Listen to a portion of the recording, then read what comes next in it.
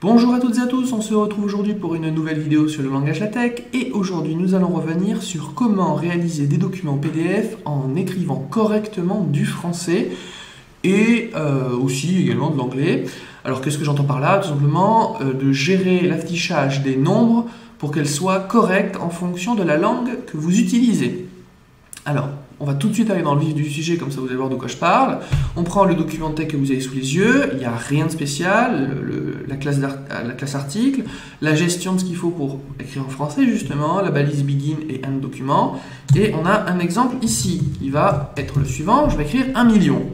Je compile, voilà le résultat. Sauf que, problème, si vous connaissez un petit peu les règles de typographie en français, normalement 1 million ça ne s'écrit pas comme ça. 1 million s'écrit avec des espaces qui ont lieu tous les 3 chiffres. Donc ici, on devrait avoir un espace ici et un espace ici. Donc là, on n'est pas en train d'écrire un nombre correctement. De la même manière, si vous souhaitez écrire un nombre à virgule, vous allez avoir des problèmes. Prenez cet exemple, 0,1. Je compile, j'avance. Ah, pas de problème, vous allez me dire, ça marche. Sauf qu'on reprend ce 0,1 et on le met dans un environnement mathématique. Souvent, les chiffres, on les met dans des environnements mathématiques. Je fais la même chose, je compile, et là, qu'est-ce qui se passe? Catastrophe. Alors, catastrophe, c'est pas grave non plus, mais il y a un petit problème de typographie. Ici, tout va bien, ici, ça ne va plus. On a un espace, là, qui ne devrait pas exister. Alors, pour résoudre ces problèmes-là, ce que je vous invite à faire, c'est tout simplement d'utiliser un package particulier qui s'appelle numprint. Donc, on va tout de suite le charger. Oula, j'ai du mal. Numprint. Et si vous faites ça, ça va fonctionner, n'est-ce pas? Et malheureusement, non. C'est la contrainte de ce package qui fait que peut-être certains d'entre vous n'utiliseront pas. C'est il faut préciser au compilateur qu'est-ce qui est un nombre et qu'est-ce qui n'est pas un nombre pour qu'il sache quand est-ce qu'il doit utiliser les règles standards de n'importe quel type de caractère avec les règles standards adaptées au nombre. Donc comment on fait cette distinction? Il faut utiliser une commande particulière du package numprint qui s'appelle numprint. Et il faut mettre tous les nombres comme argument obligatoire d'une commande numprint. Donc je vais le faire tout de suite pour tous les 3 nombres que j'ai ici. Hop. Je compile et maintenant nous allons avoir un affichage correct. Voyez, nous avons 1 million avec les bons espaces ici et là et nous avons l'affichage correct des virgules pour les nombres ici. Il n'y a plus l'espace là. Voilà tout simplement comment gérer les nombres en français. Alors on va faire une petite digression pour l'anglais.